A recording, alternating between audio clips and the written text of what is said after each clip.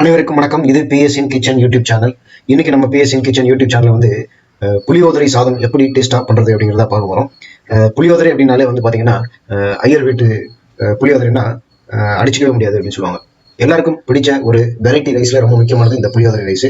இதைத்தான் நம்ம வந்து இன்னைக்கு பார்க்க போறோம். இப்போ நான் வந்து ஒரு பாத்திரத்துல ஒரு இடுப்பு சட்டியில நல்லெண்ணெய், இந்த புளியோதரைக்கு வந்து நல்லெண்ணெய் தான் டேஸ்ட் அதிகம் கொடுக்கும். நல்லெண்ணெய் தான் யூஸ் பண்ணணும். முக்கியமா ஒரு 4-5 ஸ்பூன் வரைக்கும் நல்லெண்ணெய் ஊற்றிருக்கேன். அதில் வந்து கொஞ்சம் கடுகு, சீரகம், வெந்தயம், இது எல்லாமே வந்து கால் டீஸ்பூன் போட்டுக்கோங்க. உளுத்தம்பருப்பு, கடலைப்பருப்பு இது எல்லாமே வந்து 1/4 டீஸ்பூன் அளவுக்கு அதை போட்டு, கருவேப்பிலையும் அதை போட்டு தாளிச்சுக்கிறேன்.